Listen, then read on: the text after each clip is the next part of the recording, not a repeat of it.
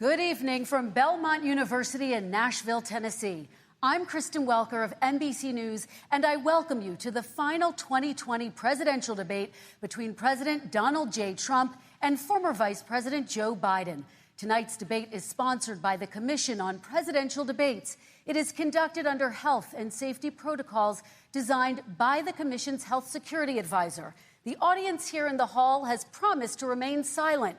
No cheers, boos, or other interruptions, except right now, as we welcome to the stage former Vice President Joe Biden and President Donald J. Trump.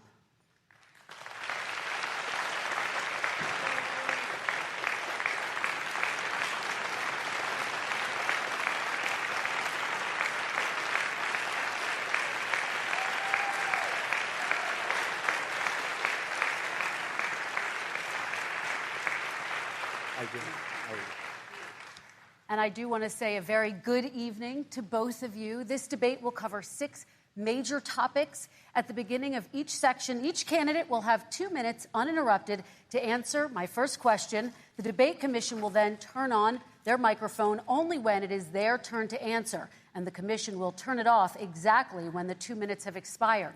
After that, both microphones will remain on, but on behalf of the voters, I'm going to ask you to please speak one at a time. The goal is for you to hear each other and for the American people to hear every word of what you both have to say. And so with that, if you're ready, let's start. And we will begin with the fight against the coronavirus. President Trump, the first question is for you. The country is heading into a dangerous new phase. More than 40,000 Americans are in the hospital tonight with COVID, including record numbers here in Tennessee. And since the two of you last shared a stage, 16,000 Americans have died from COVID. So please be specific. How would you lead the country during this next stage of the coronavirus crisis? 2 minutes, uninterrupted. So, as you know, 2.2 million people modeled out were expected to die. We closed up the greatest economy in the world in order to fight this horrible disease that came from China. It's a worldwide pandemic. It's all over the world. You see the spikes in Europe and many other places right now. If you notice, the mortality rate is down 85%. The excess mortality rate is way down and much lower than almost any other country. And we're fighting it, and we're fighting it hard. There is a spike. There was a spike in Florida, and it's now gone. There was a very big spike in Texas. It's now gone. There was a very big spike in Arizona. It's now gone. And there are some spikes and surges in other places. They will soon be gone. We have a vaccine that's coming. It's ready. It's going to be announced within weeks, and it's going to be delivered. We have Operation Warp Speed, which is the military is going to distribute the vaccine. I can tell you from personal experience that I was in the hospital. I had it, and I got better. And I will tell you that I had something that they gave me, a therapeutic, I guess they would call it. Some people could say it was a cure. But I was in for a short period of time, and I got better very fast, or I wouldn't be here tonight. And now they say I'm immune. Whether it's 4 months or a lifetime, nobody's been able to say that, but I'm immune. More and more people are getting better. We have a problem that's a worldwide problem. This is a worldwide problem. But I've been congratulated by the heads of many countries on what we've been able to do.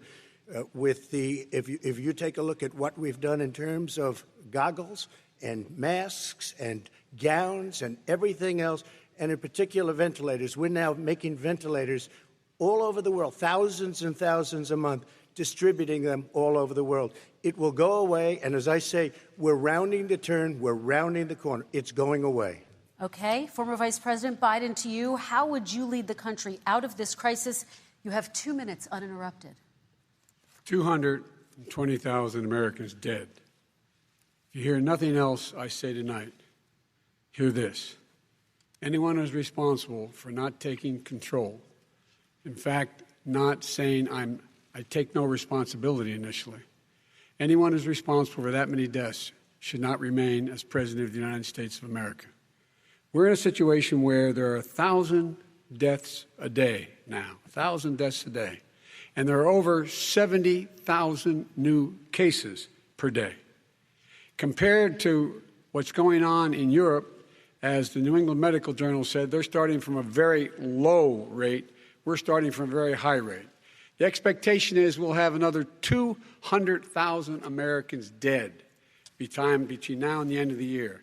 If we just wore these masks, the president's own advisors have told him, we could save 100,000 lives. And we're in a circumstance where the president thus far and still has no plan, no comprehensive plan.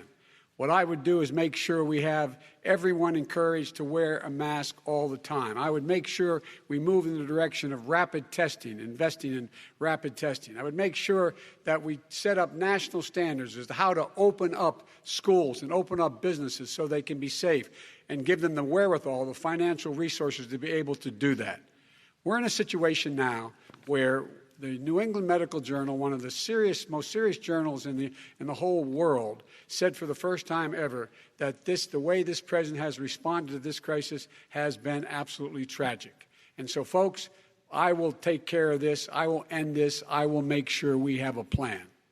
President Trump, I'd like to follow up with you in your comments. You talked about taking a therapeutic. I assume you're referencing Regeneron. You also said a vaccine will be coming within weeks. Yes. Is that a guarantee? No, it's not a guarantee, but it will be by the end of the year. But I think it has a good chance. There are two companies, I think, within a matter of weeks, and it will be distributed very quickly. Can you tell us which companies?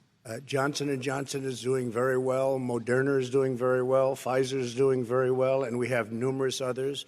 Then we also have others that we're working on very closely with other countries, in particular Europe.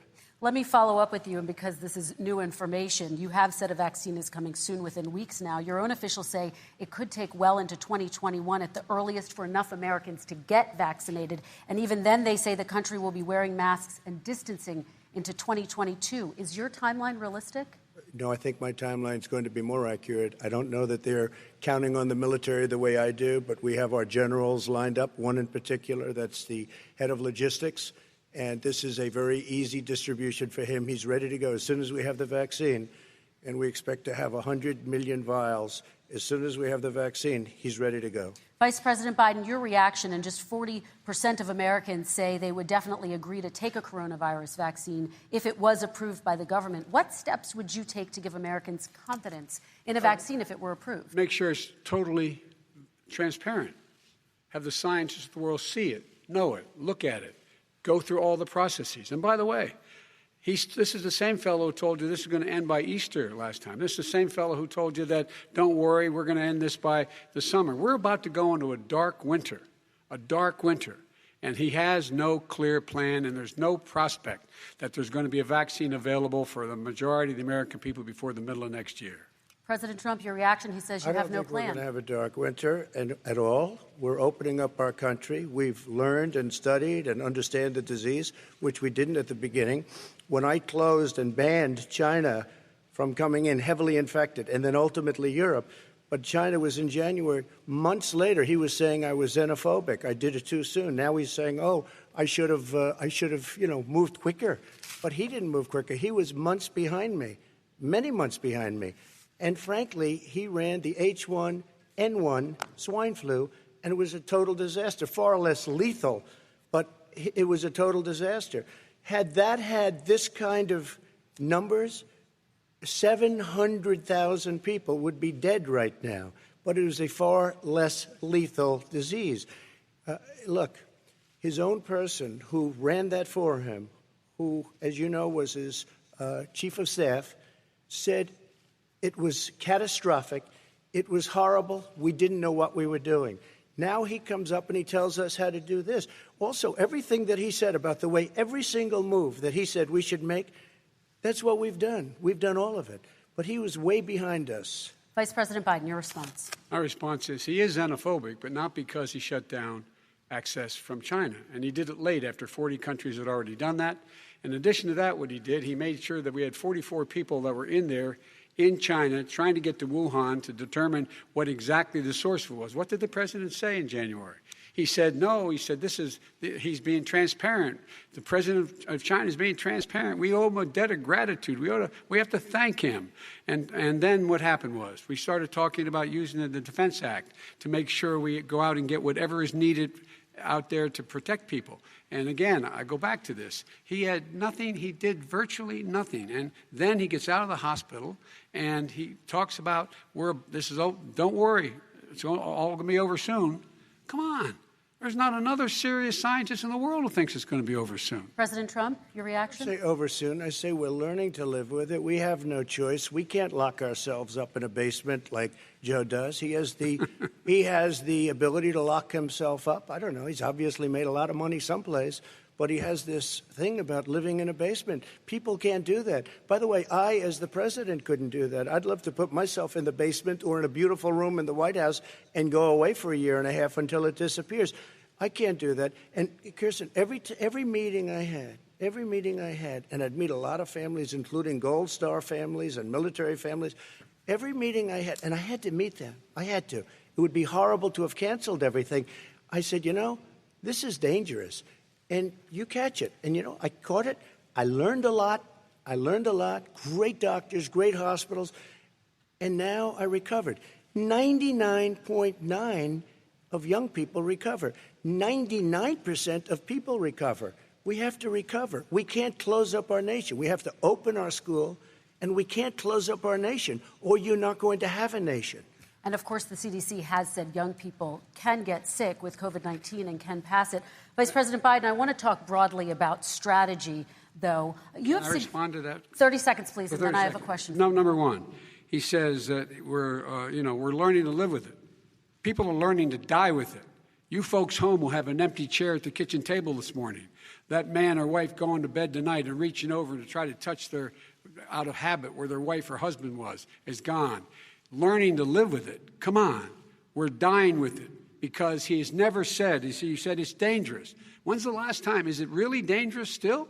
Are we dangerous? You tell the people it's dangerous now? What should they do about the danger? And you say, I take no responsibility. Let me talk about your two. Excuse me, I take full responsibility. It's not my fault that he came here. It's China's fault. And you know what? It's not Joe's fault that he came here either. It's China's fault. They kept it from going into the rest of China for the most part, but they didn't keep it from coming out to the world, including Europe and ourselves. Vice President Biden. The fact is that when we knew it was coming, when it hit, what happened? What did the president say? He said, don't worry, it's going to go away. Be gone by Easter. Don't worry. The warm weather. Don't worry. Maybe inject bleach. He said he was kidding when he said that, but a lot of people thought it was serious. A whole range of things the president has said. Even today, he thinks we are in control. We're about to lose 200,000 more people.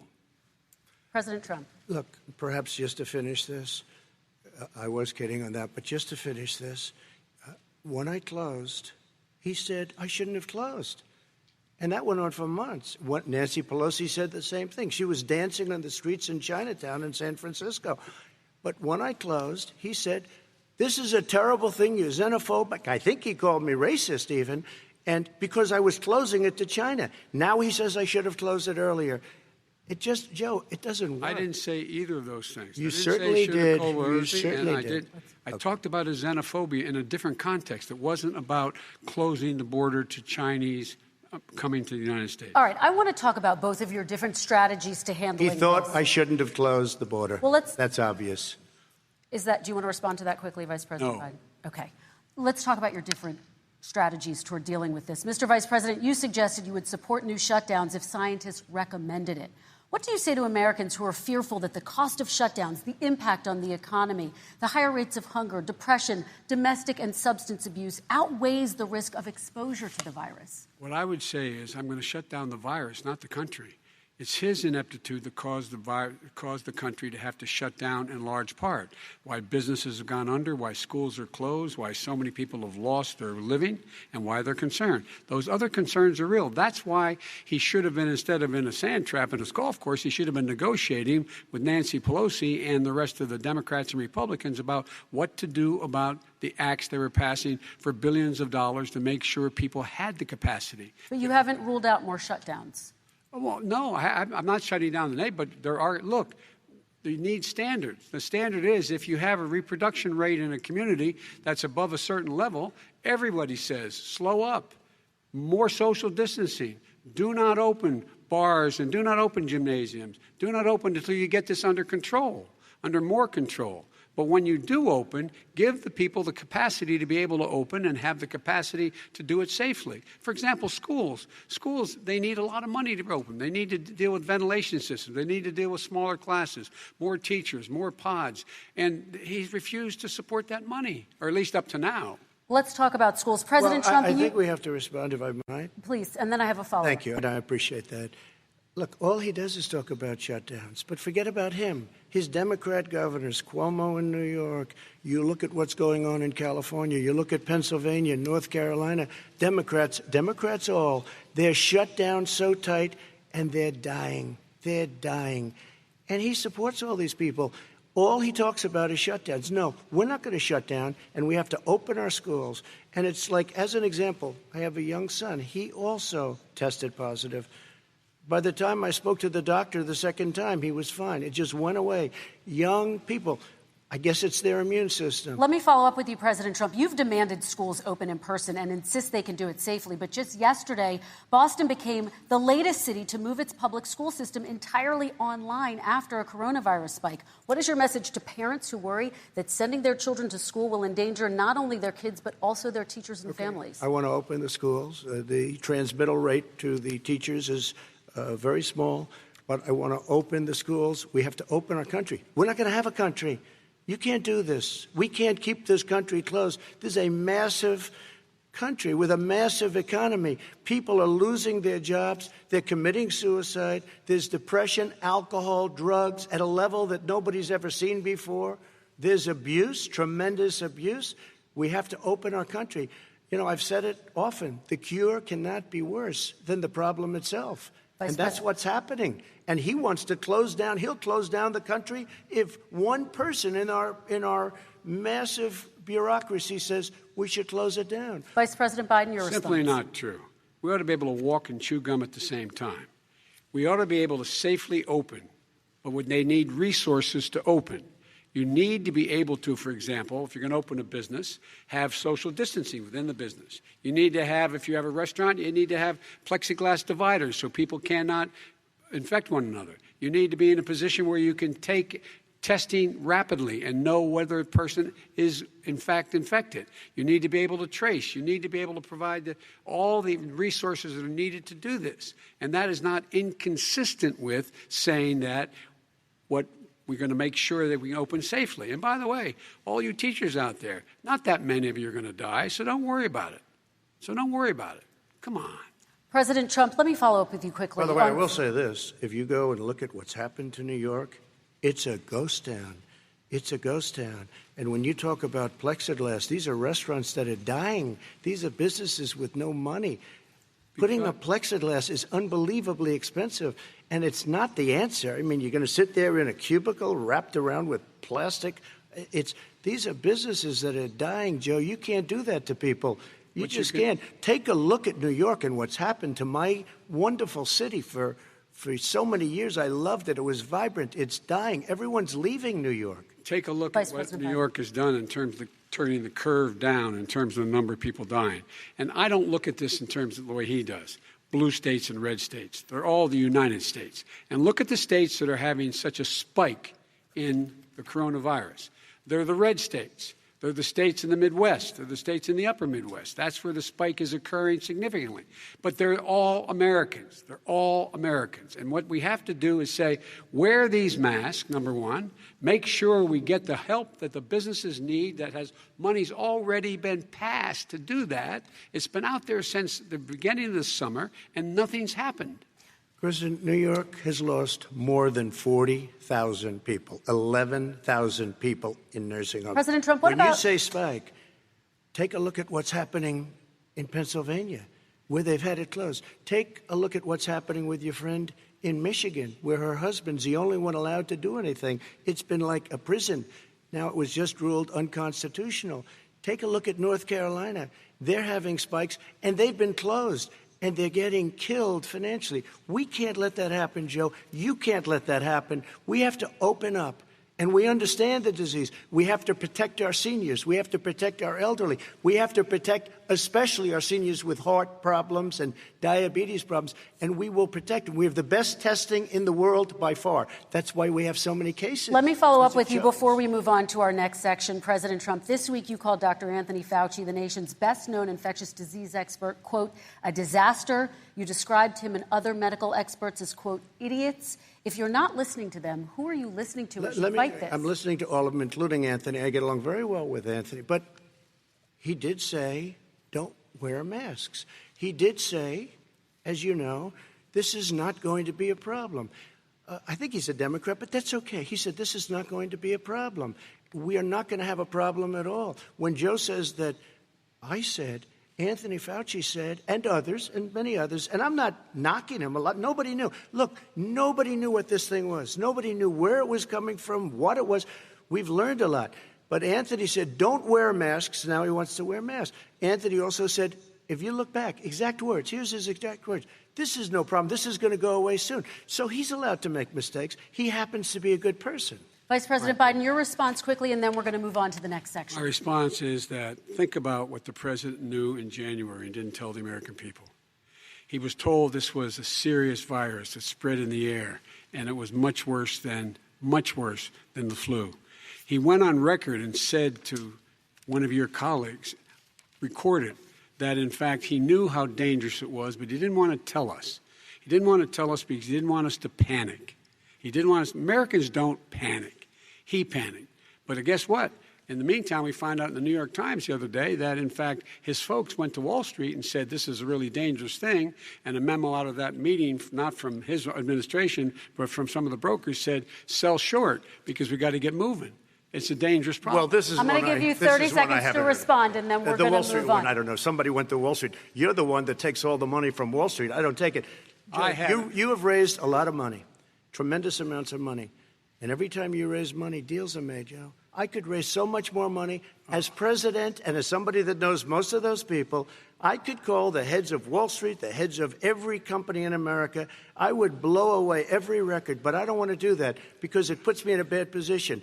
And then you bring up Wall Street. You shouldn't be bringing up Wall Street because you're the one that takes the money from Wall Street, not me. I could blow away your records that, like you wouldn't believe. We don't need money. We have plenty of money. In fact, we beat Hillary Clinton with a tiny fraction of the money that she was able to. All right, gentlemen, we're going to move on. Don't tell me about Wall Street. Average contribution, $43. All right, we're going to move on to our next section, which is national security. And I do want to start with the security of our elections and some breaking news from overnight. Just last night, top intelligence officials confirmed again that both Russia and Iran are working to influence this election. Both countries have obtained U.S. voter registration information, these officials say, and Iran sent intimidating messages to Florida voters. This question goes to you, Mr. Vice President. What would you do to put an end to this threat? You have 2 minutes uninterrupted. I made it clear, and I ask everyone else to take the pledge. I made it clear that any country, no matter who it is, that interferes in American elections will pay a price. They will pay a price. And it's been overwhelmingly clear this election, I won't even get into the last one, this election, that Russia has been involved, China has been involved to some degree, and now we learn that Iran is involved. They will pay a price if I'm elected. They're interfering with American sovereignty. That's what's going on right now. They're interfering with American sovereignty. And to the best of my knowledge, I don't think the president said anything to Putin about it. I don't think he's stalking them a lot. I don't think he said a word. I don't know why he hadn't said a word to Putin about it. And I don't know what he has recently said, if anything, to the Iranians. My guess is he'd probably be more outspoken with regard to the Iranians. But the point is this, folks. We are in a situation where we have foreign countries trying to interfere in the outcome of our election. His own national security advisor told him that what is happening with his buddy, I will. His buddy, Rudy Giuliani, he's being used as a Russian pawn. He's being fed information that is Russian, that is not true. And then what happens? Nothing happens. And then you find out that everything that's going on here about Russia is wanting to make sure that I do not get elected the next president of the United States because they know I know them and they know me. I don't understand why this president is unwilling to take on Putin when he's actually paying bounties to kill American soldiers in Afghanistan, when he's engaged in activities that are trying to destabilize all of NATO. I don't know why he doesn't do it, but it's worth asking the question, why isn't that being done? Any country that interferes with us will, in fact, pay a price because they're affecting our sovereignty. President Trump, same question to you. Let me ask the question. You're going to have 2 minutes to respond. For 2 elections in a row now, there has been substantial interference from foreign adversaries. What would you do in your next term to put an end to this? 2 minutes uninterrupted. Well, let me respond to the first part, as Joe answered. Joe got $3.5 million from Russia, and it came through Putin because he was very friendly with the former mayor of Moscow, and it was the mayor of Moscow's wife. And you got $3.5 million. Your family got $3.5 million, and you know, someday you're going to have to explain, why did you get 3.5? I never got any money from Russia. I don't get money from Russia. Now, about your thing last night, I knew all about that. And through John Ratcliffe, who is fantastic, DNI, he said the one thing that's common to both of them, they both want you to lose because there has been nobody tougher to Russia. Between the sanctions, nobody tougher than me on Russia. Between the sanctions, between all of what I've done with NATO, you know, I've got the NATO countries to put up an extra $130 billion, going to $420 billion a year. That's to guard against Russia.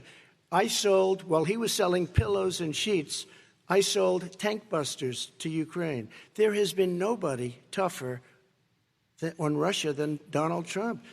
And I'll tell you, they were so bad. They took over the submarine port. You remember that very well. During your term, during you and Barack Obama, they took over a big part of what should have been Ukraine. You handed it to them, but you were getting a lot of money from Russia. They were paying you a lot of money, and they probably still are. But now, with what came out today, it's even worse. All of the emails, the horrible emails of the kind of money that you were raking in, you and your family. And, Joe, you were vice president when some of this was happening, and it should have never happened. And I think you owe an explanation to the American people.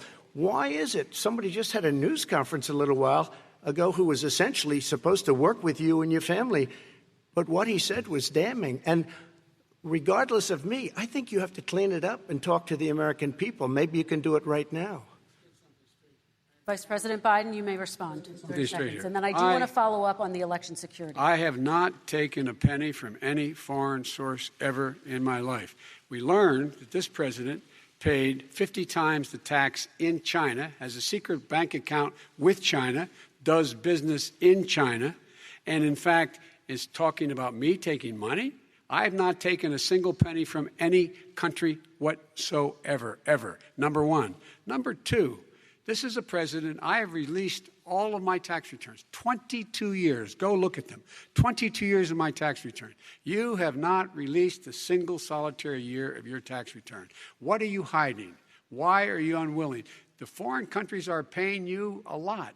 Russia's paying you a lot. China's paying you a lot. And your hotels and all your businesses all around the country, all around the world. And China's building a new road to a new a golf course you have overseas. So what's going on here? Why don't release your tax return or stop talking about corruption? President Trump, your response. First of all, I called my accountants, under audit. I'm going to release them as soon as we can. I want to do it, and it'll show how successful, how great this company is. But much more importantly than that, people were saying $750. I asked them a week ago, I said, what did I pay? They said, sir, you prepaid tens of millions of dollars. I prepaid my tax. Tens over the last number of years. Tens of millions of dollars I prepaid because at some point they think it's an estimate. They think I may have to pay tax. So I already prepaid it. Nobody told me that. Did your accountant Nobody tell told you that. Excuse them? Me. And it wasn't written whenever they write this. They keep talking about $750, which I think is a filing fee. But let me just tell you, I prepaid millions and millions of dollars in taxes. Number one. Number two, I don't make money from China. You do. I don't make money from Ukraine. You do. I don't make money from Russia. You made $3.5 million, Joe, and your son gave you. They even have a statement that we have to give 10% to the big man. You're the big man, I think. I don't know. Maybe you're not, but you're the big man, I think. Your son said we have to give 10% to the big man. Joe, what's that all about? It's terrible. All right, gentlemen, I want to ask you both some questions about all of this, but I'm going to let you both respond very quickly. You just said you spoke to your accountant about potentially releasing your taxes. Did he tell you when you can release them? Do you have a deadline for when you're going to release them to the American people? I get treated worse than the Tea Party got treated. Because I have a lot of people in there, deep down in the IRS, they treat me horribly. We made a deal, it was all settled until I decide to run for president. I get treated very badly by the IRS, very unfairly. But we had a deal all done. As soon as we're completed with the deal, I want to release it. But I have paid millions and millions of dollars, and it's worse than paying. I paid in advance. It's called prepaying your taxes. Okay. I paid in advance. I want to ask you both about questions regarding your potential foreign entanglements and questions that have been raised to give you both a chance to talk about this more broadly. Respond very quickly, and then I'll get to my question. Why did he's been saying this for 4 years? Show us. Just show us. Stop playing around. You've been saying for 4 years you're going to release your taxes. Nobody knows it, Mr. President. What they do know is you're not paying your taxes, or you're paying taxes that are so low. When last time he said what he paid, he said, I only pay that little because I'm smart. I know how to game the system. Come on. Come on, folks. So, President Trump, and then I want to get to two questions to both of you on this. I was put through a phony witch hunt for 3 years. It started before I even got elected. They spied on my campaign. No president should ever have to go through what I went through. Let me just say this. Mueller and 18 angry Democrats and FBI agents all over the place spent $48 million. They went through everything I had, including my tax returns, and they found absolutely no collusion and nothing wrong. $48 million. I guarantee you, if I spent $1 million on you, Joe, I could find plenty wrong. Because the kind of things that you've done and the kind of monies that your family has taken, I mean, your brother made money in Iraq, millions of dollars. Your other brother made a fortune, and it's all through you, Joe. And they say you get some of it, and you do live very well. You have houses all over the place. You live very well. All right, gentlemen, let me just ask some questions about all of this broadly. Vice President Biden, there have been questions about the work your son has done in China and for a Ukrainian energy company when you were vice president. In retrospect, was anything about those relationships inappropriate or unethical? Nothing was unethical. Here's what the deal. With regard to Ukraine, we had this whole question about whether or not, because he was on the board, I later learned of Burisma, a company, that somehow I had done something wrong. Yet every single solitary person, when he was going through his impeachment, testifying under oath who worked for him, said, I did my job impeccably. I carried out U.S. policy. Not one single solitary thing was out of line. Not a single thing, number one. Number two, the guy who got in trouble in Ukraine was this guy trying to bribe the Ukrainian government to say something negative about me, which they would not do and did not do because it never, ever, ever happened. My son has not made money in terms of this thing about, what are you talking about, China. I have not had, the only guy made money from China is this guy. He's the only one. Nobody else has made money from China. President Trump, let me ask my question to you. But could I just one thing? Very quickly. His son didn't have a job for a long time, was sadly no longer in the military service. I won't get into that. And he didn't have a job. As soon as he became vice president, Burisma, not the best reputation in the world. I hear they paid him $183,000 a month. Listen to this. $183,000, and they gave him a $3 million upfront payment. All right. And he had no energy I'm going to let the Vice President respond to that quickly, and then I need to get to a dishonest. question to you. Very No quickly. basis for that. Everybody investigated that. No one said anything he did was wrong in Ukraine. Okay, President Trump, this is for you. Since you took office, you've never divested from your business. You've personally promoted your properties abroad. A report this week, which was referenced, does indicate that your company has a bank account in China. So how can voters know that you don't have any foreign conflicts of interest? I have many bank accounts, and they're all listed, and they're all over the place. I mean, I was a businessman doing business. The bank account you're referring to, which is everybody knows about it, it's listed. The bank account was in 2013. That's when it was. It was opened it was closed in 2015, I believe. And then I decided, because I was thinking about doing a deal in China like millions of other people. I was thinking about it, and I decided I'm not going to do it. Didn't like it. I decided not to do it. Had an account open, and I closed it. Okay. Excuse me. And then, unlike him, where he's vice president and he does business, I then decided to run for president after that. That was before. So I closed it before I even ran for president, let alone became president. Big difference. He is the vice president of the United States, and his son, his brother, and his other brother are getting rich. They're like a vacuum cleaner. They're sucking up money every President Trump, place thank he you. goes. We do need to move on. I do want to ask you, Vice President Biden, about China. Let's talk about China more broadly. There have, of course, President Trump has said that they should pay for not being fully transparent in regards to the coronavirus. If you were president, would you make China pay? And please be specific. What would that look like? What I'd make China do is play by the international rules, not like he has done. He has caused the deficit of China to go up, not down, with China, up, not down. We are making sure that in order to do business in China, you have to give all your intellectual property. You have to have a partner in China. It's 51%. We would not do that at all, number one. Number two, we're in a situation where China would have to play by the rules internationally as well. When I met with Xi, when I was still vice president, he said we're setting up air identification zones in the South China Sea. You can't fly through them. I said we're going to fly through them. We just flew B-52, B-1 bombers through it. We're not going to pay attention. They have to play by the rules. And what's he do? He embraces guys like the thugs like in North Korea and the Chinese president and Putin and others, and he pokes his finger in the eye of all of our friends, all of our allies. We make up we're 25% of the world's economy. We need to be having the rest of our friends with us saying to China, these are the rules. You play by them or you're going to pay the price for not paying by them economically.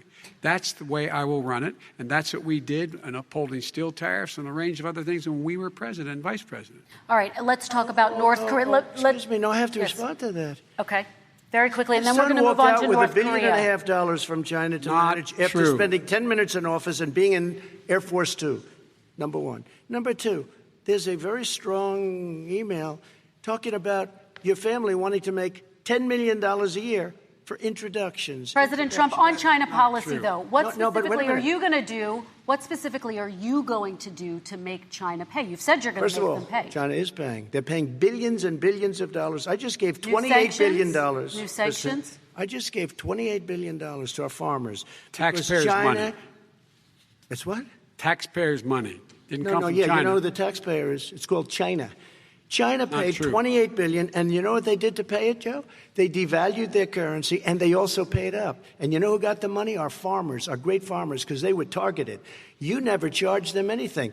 Also, I charged them 25% on dumped steel because they were killing our steel industry. We were not going to have a steel industry. Okay. And now we have a steel industry. Okay. Vice President Biden, your response, please. My response is, look, this isn't about – there's a reason why he's bringing up all this malarkey. There's a reason for it. He doesn't want to talk about the substantive issues. It's not about his family and my family. It's about your family. And your family's hurting badly. If you're making if you're a middle-class family, you're getting hurt badly right now. You're sitting at the kitchen table this morning deciding, well, we can't get new tires, they're bald because we have to wait another month or so. Or are we going to be able to pay the mortgage? Or who's going to tell her she can't go back to community college? They're the decisions you're making in the middle-class families like I grew up in Scranton and Claymont. They're in trouble. We should be talking about your families, but that's the last thing he wants to talk about.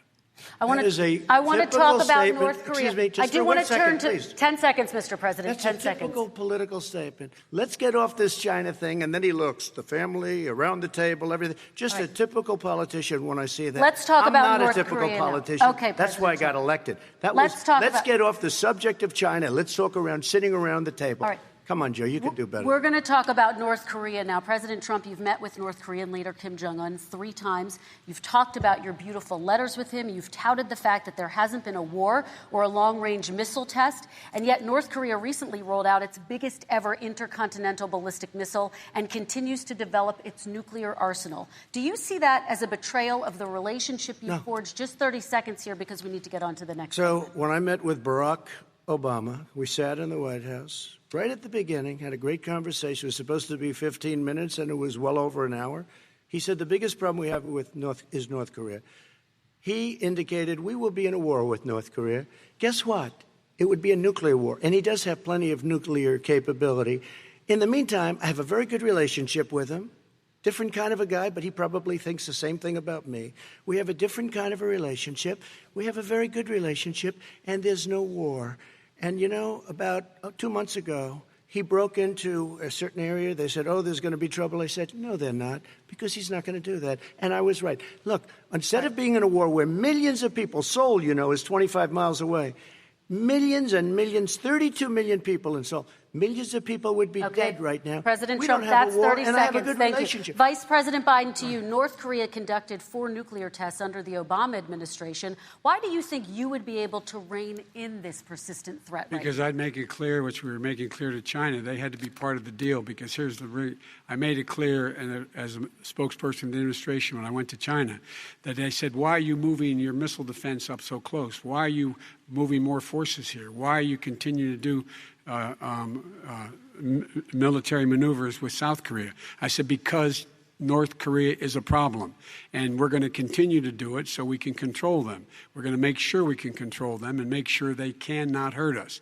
And so if you want to do something about it, step up and help. If not, it's going to continue. What has he done? He's legitimized North Korea. He's talked about his good buddy who's a thug, and he talks about how we're better off. And they have much more capable missiles, able to reach U.S. territory much more easily than ever did before. Let me follow up with you, Vice President Biden. You've said you wouldn't meet with Kim Jong-un without preconditions. Are there any conditions under which you would meet with him? On the condition that he would agree that he would be drawing down his nuclear capacity to get the Korean Peninsula should be nuclear-free zone. All right, let's move on to American families. Kristen, they tried Very to quickly, meet with 10 him. seconds, President. They tried to meet with him. He wouldn't do it. He didn't like Obama. He didn't like him. He wouldn't do it. Okay, I got to give him a chance to respond to that before we move on. And that's okay. You know what, North Korea, we're not in a war. We have a good relationship. You know, people don't understand. Having a good relationship Trump, with leaders of other countries is a good thing. We have a lot of questions to get to. That's like saying we had a good relationship with Hitler before he, in fact, invaded Europe, the rest of Europe. Come on. The reason he would not meet with President Obama is because President Obama said, we're going to talk about denuclearization. We're not going to legitimize you, and we're going to continue to put stronger and stronger sanctions on you. That's why he wouldn't meet with us. All right, and it didn't happen. Let's move on and talk about American families. He left me a mess, Kristen. President Trump, okay, we do need to move on. They left me a mess.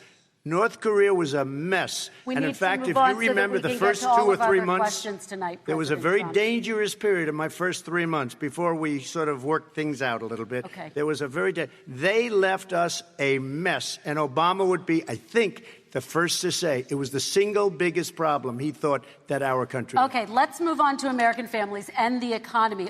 One of the issues that's most important to them is health care, as you both know. Today, there was a key vote on a new Supreme Court Justice, Amy Coney Barrett, and health care is at the center of her confirmation fight. Over 20 million Americans get their health insurance through the Affordable Care Act. It's headed to the Supreme Court, and your administration, Mr. President, is advocating for the court to overturn it.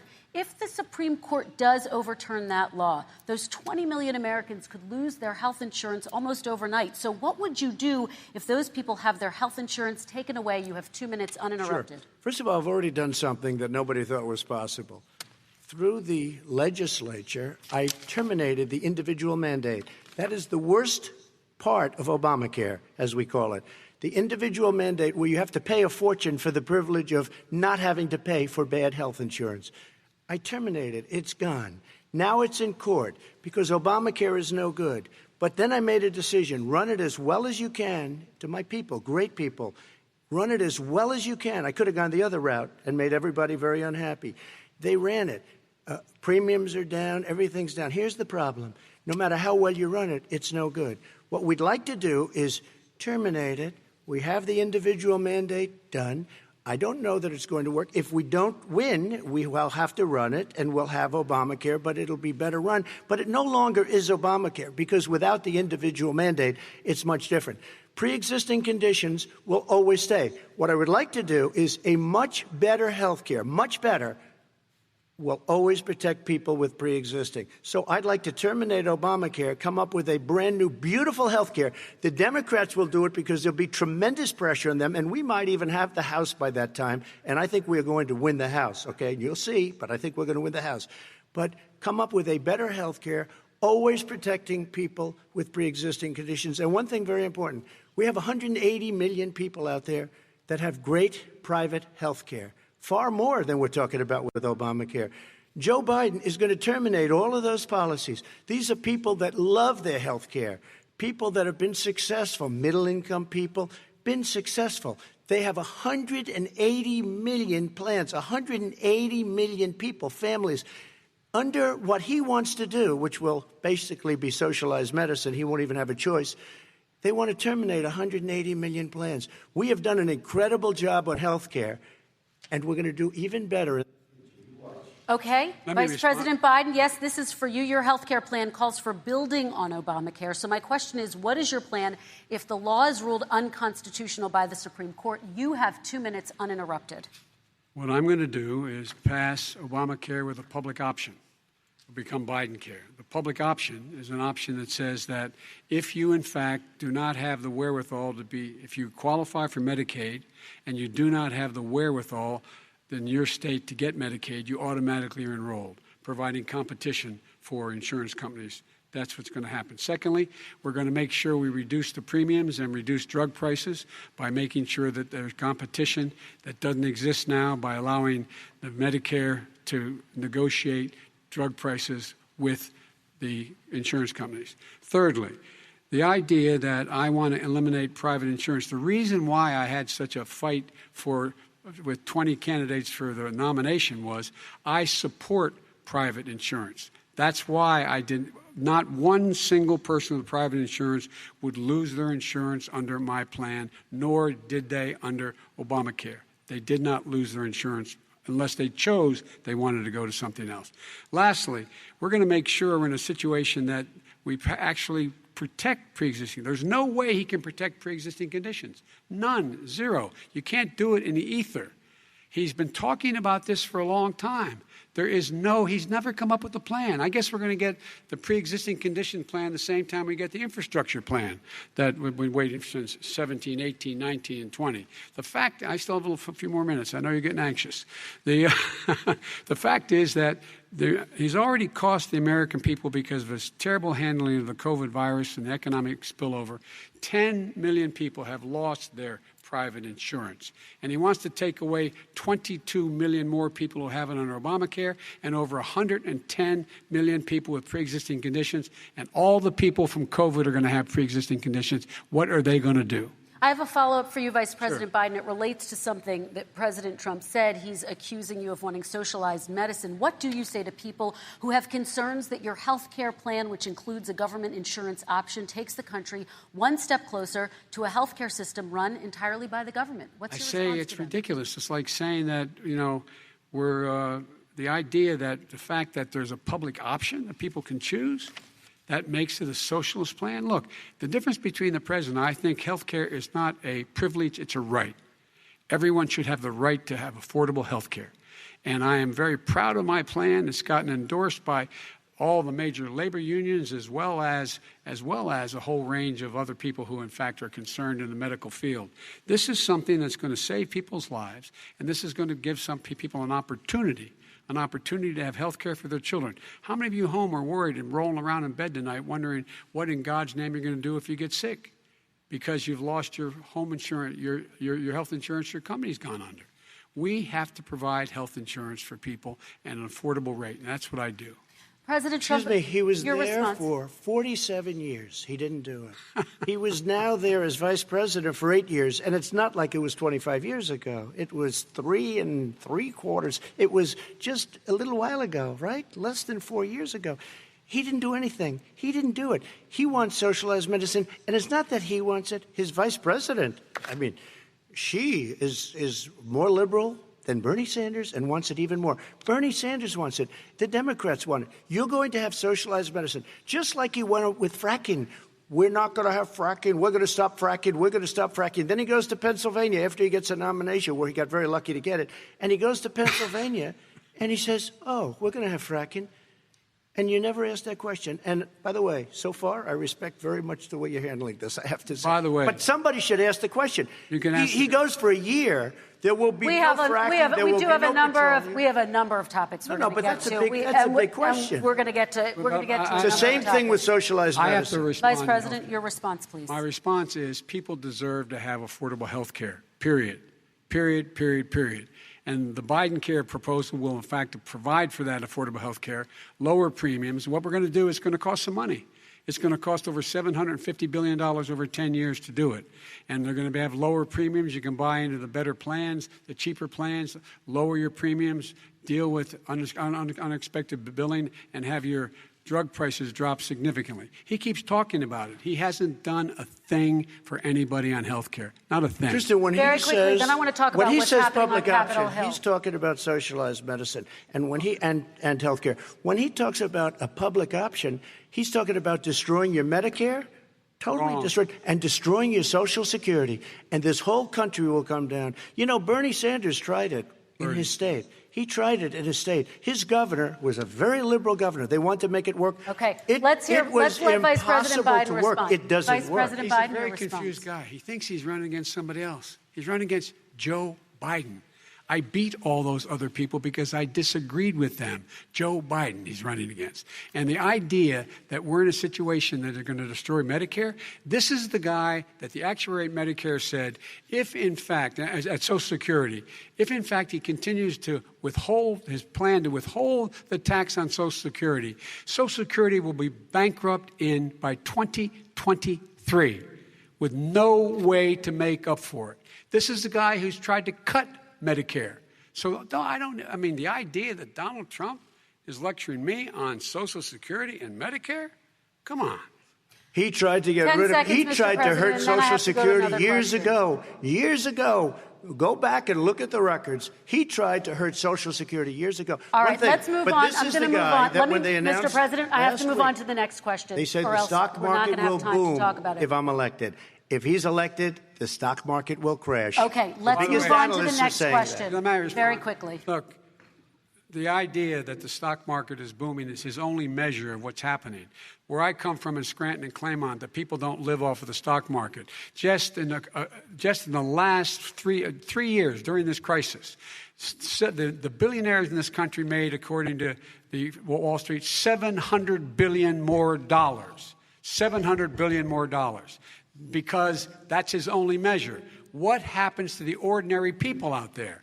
What happens to them? Let's talk about what's happening on Capitol Hill. We're going to move on. 401ks are through the roof. We're going to move on. Stock are through the roof. All right. And he doesn't come from Scranton. That's like he lived there for a short period of time before he even knew it. We're going to move on to the next left. question. And the people of Pennsylvania Let me will show move you on to my that. next question, They gentlemen. understand. As of tonight, more than 12 million people are out of work.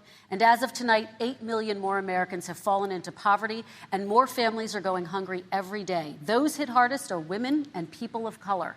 They see Washington fighting over a relief bill. Mr. President, why haven't you been able to get them the help they need? 30 seconds here. Because Nancy Pelosi doesn't want to approve it. I do. But you're the president. I do, but I still have to get. Unfortunately, that's one of the reasons I think we're going to take over the House, because of her. Nancy Pelosi doesn't want to approve anything because she'd love to have some victories on a date called November 3rd. Nancy Pelosi does not want to approve it. We are ready, willing, and able to do something. Don't forget, we've already approved 3 plans, and it's gone through, including the Democrats, in all fairness. This one she doesn't want. It's near the election because she thinks it helps her politically. I think it hurts her politically. All right, Mr. Vice President. The Republican leader in the United States Senate said he can't pass it. He will not be able to pass it. He does not have Republican votes. Why isn't he talking to his Republican friends? Let me follow up with you, Vice President we made a Biden, deal, because the Republicans let me will ask pass Vice it. President Biden a question. You are the leader of the Democratic Party. Why have you not pushed the Democrats to get a deal for the American people? Well, I have, and they have pushed it. Look, they passed this act all the way back in the beginning of the summer. This is like it's not new. It's been out there. This HEROES Act has been sitting there. And look at what's happening. When I was in charge of the Recovery Act with $800 billion, I was able to get $145 billion to local communities that have to balance their budgets and states that have to balance their budgets, so then have to fire firefighters, teachers, first responders, law enforcement officers, so they can keep their cities and counties running. He will not support that. They have not done a thing for them. And Mitch McConnell said, let them go bankrupt. Let them go bankrupt. Come on. What's the matter with these guys? The bill that was passed in the House was a bailout of badly run, high-crime, Democrat, all run by Democrats, cities and states. It was a way of getting a lot of money, billions and billions of dollars to these states. It was also a way of getting a lot of money from our people's pockets to people that come into our country illegally. We were going to take care of everything for them. And what that does, and I'd love to do that, I'd love to help them, but what that does, everybody all over the world will start pouring into our country. We can't do it. This was a way of taking care of them. This was a way of spending on things that had nothing to do with COVID, as per your question. But it was really a big bailout for badly run Democrat cities and states. All right, By the way, if I get elected, I'm running as a proud Democrat, but I'm going to be an American president. I don't see red states and blue states. What I see is American, United States. And folks, every single state out there finds themselves in trouble. They're going to start laying off, whether they're red or blue, cops, firefighters, first responders, because they have to balance their budget. And the founders were smart. They allowed the federal government to deficit spend to compensate for the United States of America. I want to talk about the minimum wage, gentlemen. Mr. Vice President, we are talking a lot about struggling small businesses and business owners these days. Do you think this is the right time to ask them to raise the minimum wage? You, of course, support a $15 federal minimum wage. I do, because I think one of the things we're going to have to do is we're going to have to bail them out, too. We should be bailing them out now, those small businesses. You got 1 in 6 of them going under. They're not going to be able to make it back. They passed a package that allows us to be able to call PPP. Money is supposed to go to help them do everything from organize how they can deal with their businesses being open safely. Schools, how they can make classrooms smaller, how they can hire more teachers, how they can put ventilation systems in. They need the help. The businesses as well as the schools need the help. But these guys will not help them. Is not giving them any of the money. We are going to move on to immigration, one thing very but I quickly, want he to said get we your have reaction. to help our small businesses by raising the minimum wage. That's not helping. I think it should be a state option. Alabama is different than New York. New York is different from Vermont. Every state is different. It should be a state option. You said very recently. We recently. have to help. It's very important. We have to help our small businesses. How are you helping your small businesses when you're forcing wages? What's going to happen, and what's been proven to happen, is when you do that, these small businesses fire many of their employees. You said very recently you would consider raising the federal minimum wage to $15 an hour. You said recently you would consider raising the federal minimum wage to $15 an hour. Is that still the case? And I would consider it to an extent, but in a what I really like, in a second administration, but not to a level that's going to put all these businesses out of business. It should be a state option. Look, I've lived in different places. I know different places. They're all different. Some places, $15 is not so bad. In other places, other states, $15 would be Okay, President ruinous. Trump, thank you. Quick response, Vice President Biden. 2 jobs, 1 job, be below poverty. People are making $6, $7, $8 an hour. These first responders, we all clap for as they come down the street because they've allowed us to make it. What's happening? They deserve a minimum wage of $15. Anything below that puts you below the poverty level. And there is no evidence that when you raise the minimum wage, businesses go out of business. That is simply not true. We're going to talk about immigration. We're going to talk about immigration now, gentlemen, and we're going to talk about families within this context. Mr. President, your administration separated children from their parents at the border, at least 4,000 kids.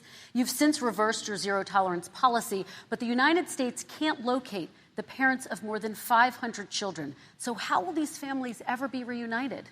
Children are brought here by coyotes and lots of bad people, cartels, and they're brought here, and they used to use them to get into our country. We now have as strong a border as we've ever had.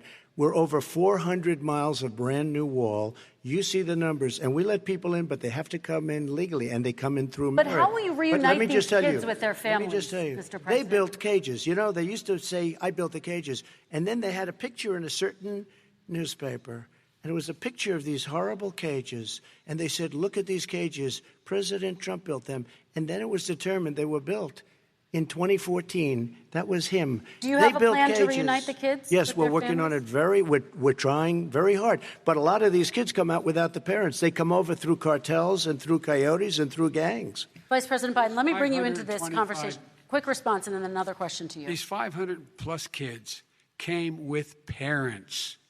They separated them at the border to make it a disincentive to come to begin with. Real tough. We're really strong. And guess what? They cannot, it's not coyotes didn't bring them over. Their parents were with them. They got separated from their parents. And it makes us a laughing stock and violates every notion of who we are as a nation. Let me ask you a follow-up question. Kristen, they did it. We changed the policy. Your response to that? They did not. They built the cages. Who built the cages, Joe? Let's talk about what we're talking about. Who built the cages, Joe? Let's talk about what we're talking about. What happened? Parents were ripped, their kids were ripped from their arms and separated. And now they cannot find over 500 sets of those parents, and those kids are alone. Nowhere to go. Nowhere to go. It's criminal. It's criminal. Let me ask Kristen, you about I will say this. They went down. We brought seconds, reporters, everything. They are so well taken care of. They're in facilities that were so clean. But some of them haven't been reunited But with just their ask families. one question. Who built the cages? I'd love you to ask him that. Who built the cages? Let me ask about your immigration policy, Mr. Vice President. The Obama administration did fail to deliver immigration reform, which had been a key promise during the administration. It also presided over record deportations as well as family detentions at the border before changing course. So why should voters trust you with an immigration overhaul now? Because it made a mistake. It took too long to get it right. It took too long to get it right. I'll be president of the United States, not vice president of the United States. And the fact is, I've made it very clear. Within 100 days, I'm going to send to the United States Congress a pathway to citizenship for over 11 million undocumented people. And all of those so-called dreamers, those DACA kids, they're going to be immediately certified again to be able to stay in this country and put on a path to citizenship. The idea that they are being sent home by this guy, and they want to do that, is they've gone to a country they've never seen before. I can imagine you're 5 years old, your parents are taking you across the Rio Grande River, and it's illegal. And you say, oh, no, Mom, leave me here. I'm not going to go with you. They've been here. Many of them are model citizens. Over 20,000 of them are first responders out there taking care of people during this crisis. We owe them. We owe them. Kristen, he had 8 years to do what he said he was going to do. And I've changed without having a specific. We got rid of catch and release. We got rid of a lot of horrible things that they put in and that they lived with. But he had 8 years he was vice president. He did nothing except build cages to keep children in. Vice President Biden, your response. The catch and release, you know what he's talking about there? If, in fact, you had a family came across and they were arrested, they, in fact, were given a date to show up for their hearing. They were released. And guess what? They showed up for a hearing. And this is the first president in the history of the United States of America that anybody seeking asylum has to do it in another country. That's never happened before in America. That's never happened before in America. You come to the United States and you make your case that I seek asylum based on the following premise, why I deserve it under American law. They're sitting in squalor on the other side of the river. President Trump, your response, so 30 important. seconds, and then we'll move on. It just shows that he has no understanding of immigration or the laws. Catch and release is a disaster. A murderer would come in, a rapist would come in, a very bad person would come in. We would take their name. We have to release them into our country. And then you say they come back. Less than 1% of the people come back. We have to send ICE out and Border Patrol out to find them, we would say, come back in 2 years, 3 years, we're going to give you a court case. You need Perry Mason. We're going to give you a court case. When you say they come back, they don't come back, Joe. They never come back. Only the really, I hate to say this, but those with the lowest IQ, they might come back. Okay, President Trump, let's give Vice President Biden a chance to respond, and then we're going to move on to the next section. You don't know the law, Joe. Vice President Biden, your response. Know the law. What he's telling you is simply not true. Well, check it out. They don't come back. Check it out. All right, let's move on. But we don't have to worry about it because section. they terminated it, so we don't have to worry about it Let's anymore. move on to the next And you have section. 525 kids not knowing where in God's name they're going to be and lost their parents. Go ahead. All right, let's talk about our next section, which is race in America. And I want to talk about the way Black and brown Americans experience race in this country. Part of that experience is something called the talk. It happens regardless of class and income. Parents who feel they have no choice but to prepare their children for the chance that they could be targeted, including by the police, for no reason other than the color of their skin. Mr. Vice President, in the next 2 minutes, I want you to speak directly to these families. Do you understand why these parents fear for their children? I do. I do. You know, my daughter is a social worker, and she's written a lot about this. She has her graduate degree from the University of Pennsylvania in social work.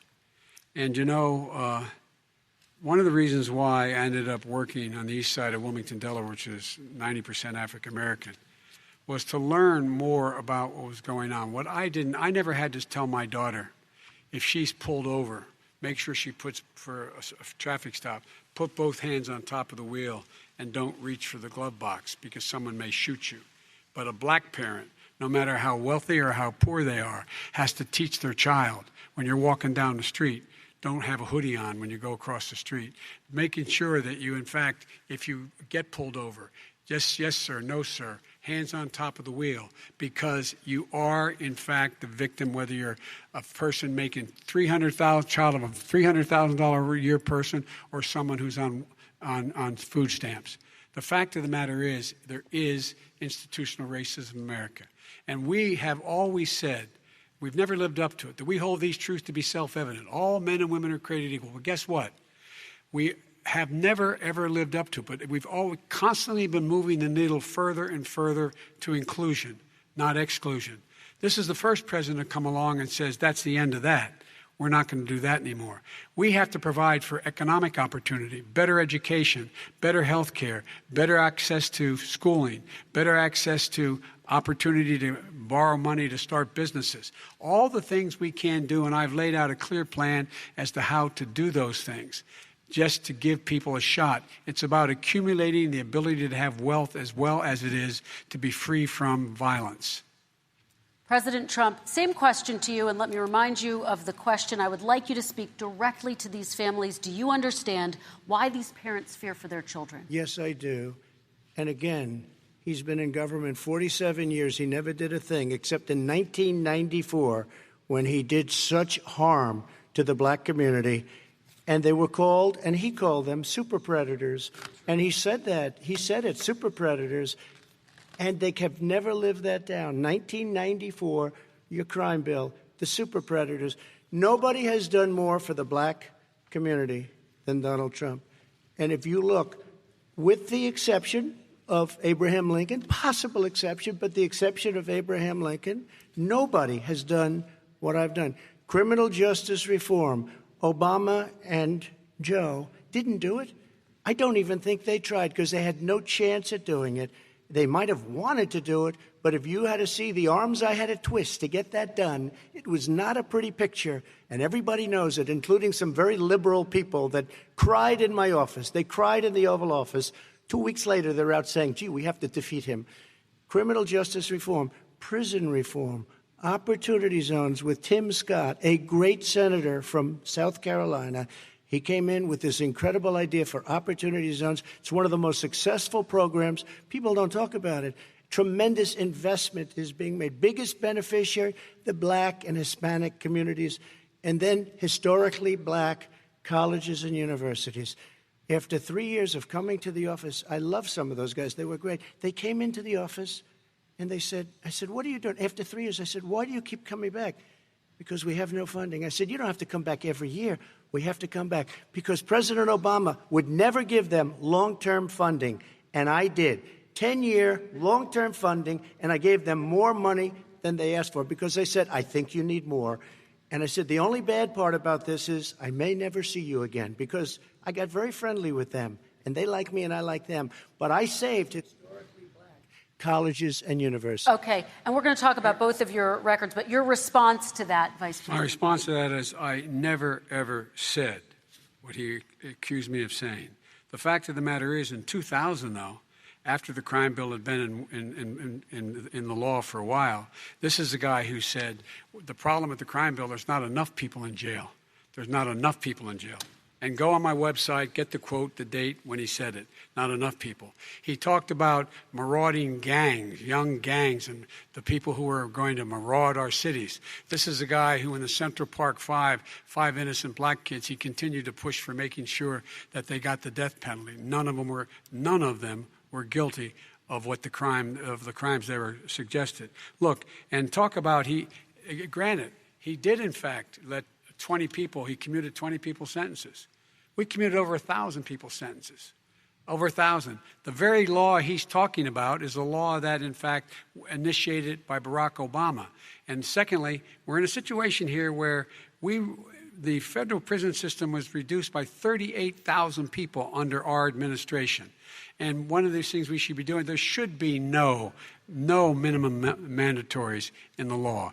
That's why I'm offering $20 billion to states to change their state laws to eliminate minimum mandatories and set up drug courts. No one should be going to jail because they have a drug problem. They should be going to rehabilitation, not to jail. We should fundamentally change the system, and that's what I'm going to do. But why didn't he do it 4 years ago?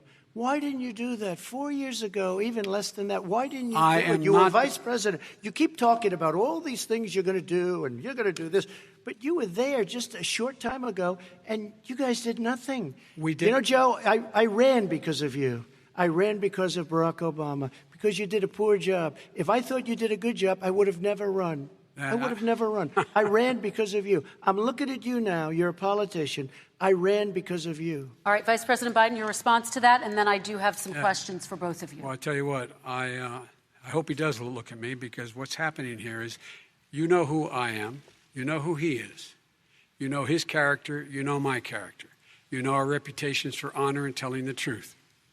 I am anxious to have this race. I am anxious to see this take place. The character of the country is on the ballot.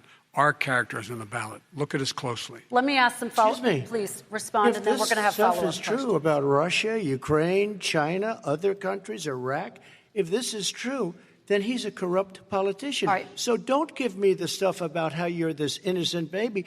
Joe, they're calling you a corrupt politician. Nobody's President Trump, I want to stay on the issue of race. We're talking about the issue. Laptop from hell. President Trump, we're talking about race right now, and I do want to stay on the issue of race. President Trump, I have to respond to that. Please, because look, very quickly. There are 50 former national intelligence folks who said that what he's accusing me of is a Russian plant. They have said that this has all the five former heads of the CIA, both parties, say what he's saying is a bunch of garbage.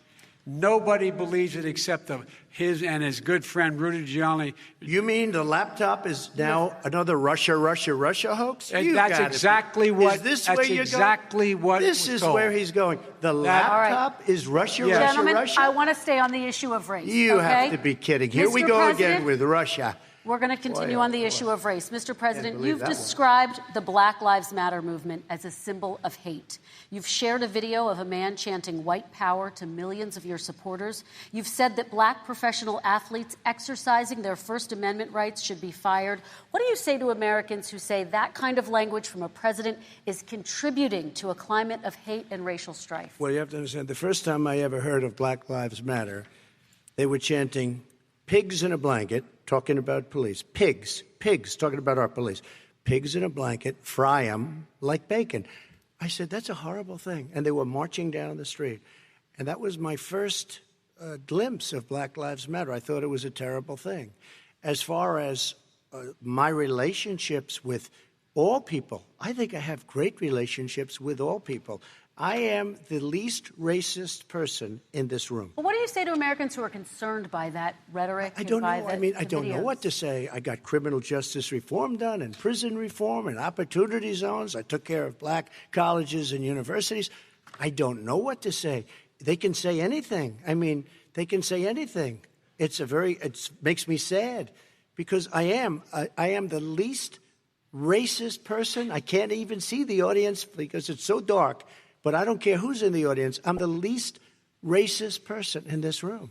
Okay. Vice President Biden, let me ask you very quickly, and then I have a follow-up question for you. Abraham Lincoln here is one of the most racist presidents we've had in modern history.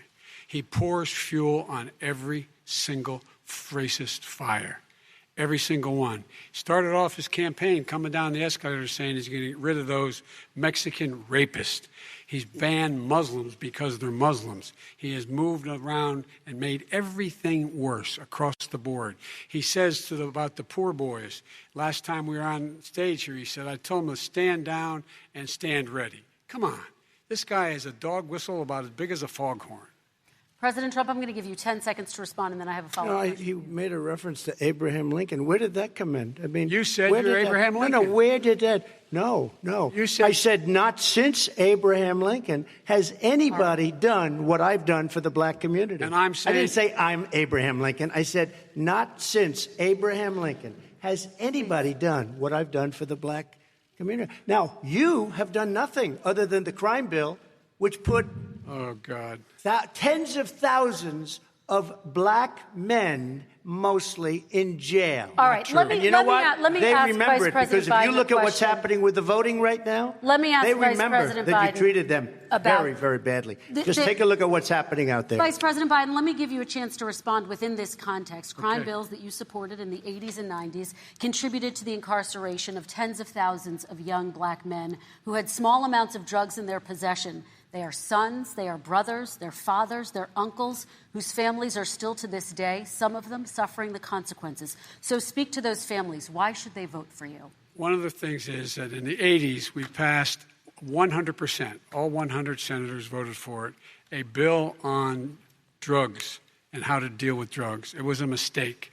I've been trying to change the sense, and particularly the portion on cocaine.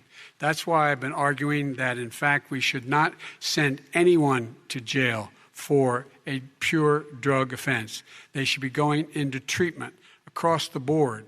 That's what we should be spending money on. That's why I set up drug courts, which were never funded by our Republican friends. They should not be going to jail for a drug or an alcohol problem. They should be going into treatment. That's what we've been trying to do. That's what I'm going to get done, because I think the American people have now seen that, in fact, it was a mistake to pass those laws relating to drug. But they were not in the crime bill. But why didn't he get it done? See, it's all talk, no action with these politicians. Why didn't he get it done? That's what I'm going to do when I become president. You were vice president along with Obama as your president, your leader, for 8 years. Why didn't you get it done? You had 8 years to get it done. Now you're saying you're going to get it done because you're all talk and no action, Jim. We got a lot of it done. We released 38,000. We got 38,000 prisoners left from the. You got nothing done. 38,000 prisoners were released from federal prison. There were over 1,000 people who were given clemency. In fact, we're the ones that put in the legislation saying we could look at pattern and practice of police departments and what they were doing, how they were conducting themselves. I could go on, but we began the process. We lost an election. That's why I'm running, to win back that election and change his terrible policy. I just asked one question. Why didn't you do it in the 8 years, a short time ago? Why didn't you do it? You just said, I'm going to do that. I'm going to do this.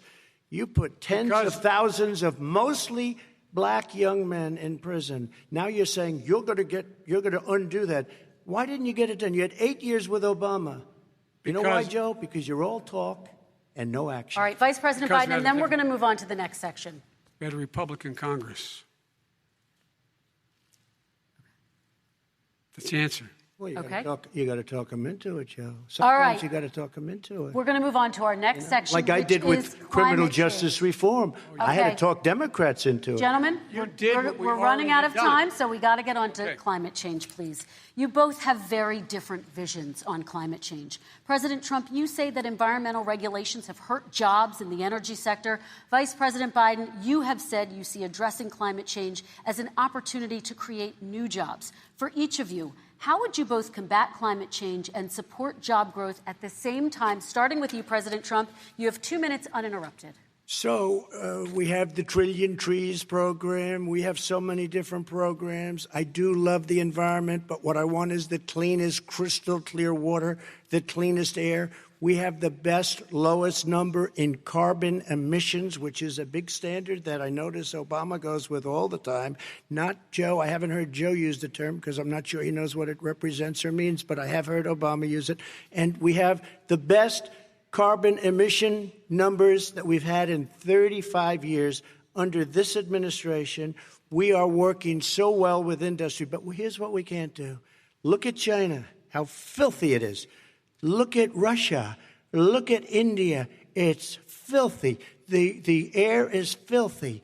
The Paris Accord, I took us out because we were going to have to spend trillions of dollars, and we were treated very unfairly. When they put us in there, they did us a great disservice. They were going to take away our businesses. I will not sacrifice tens of millions of jobs, thousands and thousands of companies because of the Paris Accord.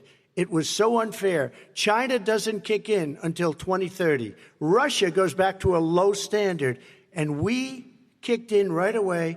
It would have destroyed our businesses. So, you ready? We have done an incredible job environmentally. We have the cleanest air, the cleanest water, and the best carbon emission standards that we've seen in many, many years. Vice President And we Biden. haven't destroyed our industries. Vice President Biden, 2 minutes to you, uninterrupted. Climate change and climate warming, global warming, is an existential threat to humanity. We have a moral obligation to deal with it. And we're told by all the leading scientists in the world we don't have much time. We're going to pass the point of no return within the next 8 to 10 years. 4 more years of this man eliminating all the regulations that were put in by us to clean up the climate, to limit limit of emissions will put us in a position where we're going to be in real trouble. Here's where we have a great opportunity. I was able to get both all the environmental organizations as well as labor, the people worried about jobs, to support my climate plan. Because what it does, it will create millions of new good-paying jobs. We're going to invest in, for example, 50,000 charging stations on our highways so that we can own the electric car market of the future. In the meantime, China is doing that. We're going to be in a position where we're going to see to it that we're going to take 4 million existing buildings and 2 million existing homes and retrofit them so they don't leak as much energy, saving hundreds of millions of barrels of oil in the process and creating significant number of jobs. And by the way, the whole idea of what this is all going to do, it's going to create millions of jobs, and it's going to clean the environment. Our health and our jobs are at stake. That's what's happening.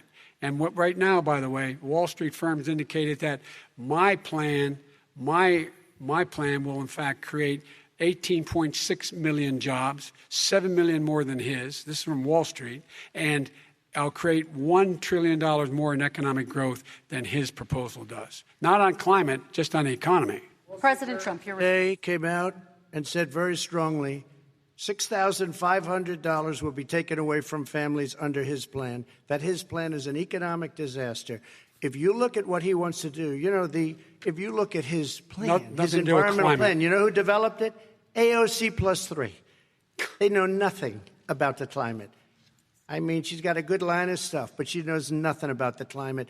And they're all hopping through hoops for AOC plus 3. Look, their real plan costs $100 trillion. If we had the best year in the history of our country for 100 years, we would not even come close to a number like that. When he says buildings, they want to take buildings down because they want to make bigger windows into smaller windows.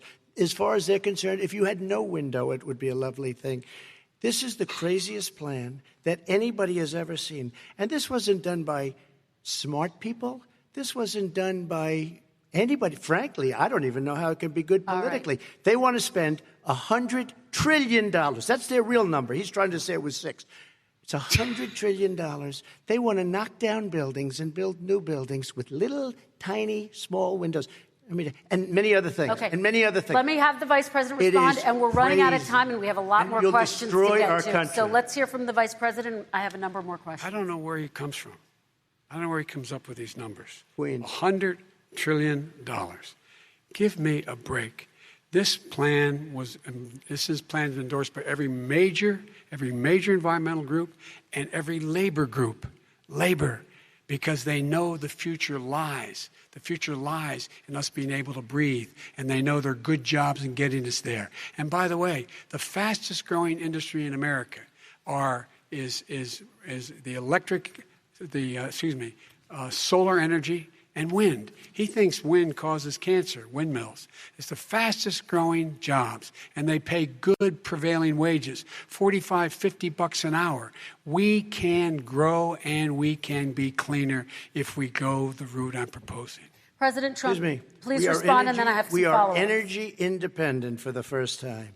We don't need all of these countries that we had to fight war over because we needed their energy. We are energy independent. I know more about wind than you do. It's extremely expensive, kills all the birds. It's very intermittent. It's got a lot of problems. And they happen to make the windmills in both Germany and China. And the fumes coming up, if you're a believer in carbon emission, the fumes coming up to make these massive windmills is more than anything that we're talking about with natural gas, which is very clean. One other thing. Find me a scientist solar. who said that. I love solar, but solar doesn't quite have it yet. It's not powerful yet to really run our big, beautiful factories that we need to compete with the world. So False. It's all a pipe dream. But you know what we'll do? We're going to have the greatest economy in the world. But if you want to kill the economy, get rid of your oil industry.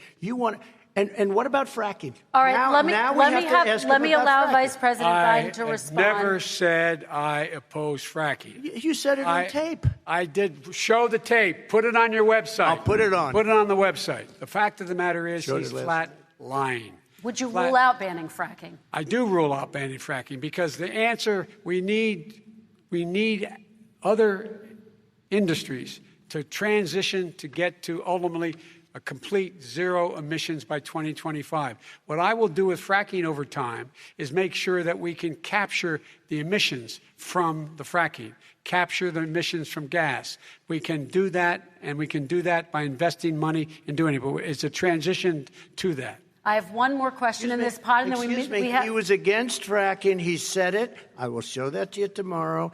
I am against fracking. Until he got the nomination, went to Pennsylvania, then he said, but you know what, Pennsylvania? He'll be against it very soon because his party is totally against it. Fracking on federal land, I said. No fracking or oil on federal land. Let me ask this final question in this section, and then I want to move on to our final section.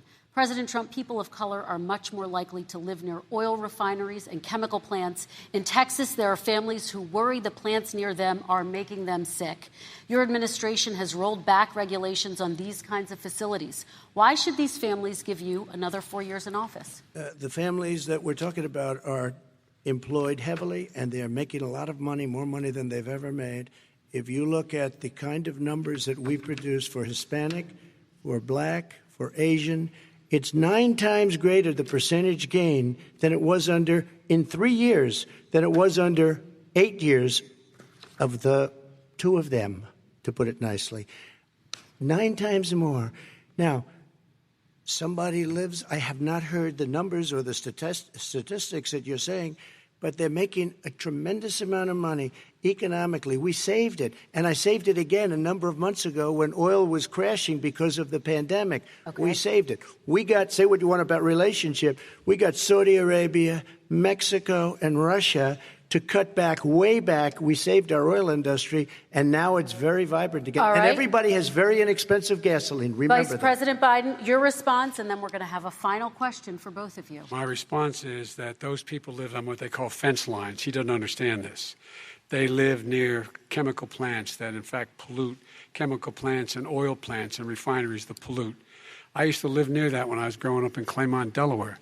And all the more oil refineries in Marcus Hook and the Delaware River than there is any place, including in Houston at the time. When my mom get in the car and when there was first frost to drive me to school, turn in the windshield wiper, there'd be oil slick in the window. That's why so many people in my state were dying and getting cancer. The fact is, those frontline communities, it doesn't matter what you're paying them, it matters how you keep them safe. What do? And you impose restrictions on the pollutants the pollutants coming out of those fence line communities. Okay, I have one final question. Would he close down the oil industry? It falls. Would you close down the oil By industry? the way, I would transition from the oil industry, yes.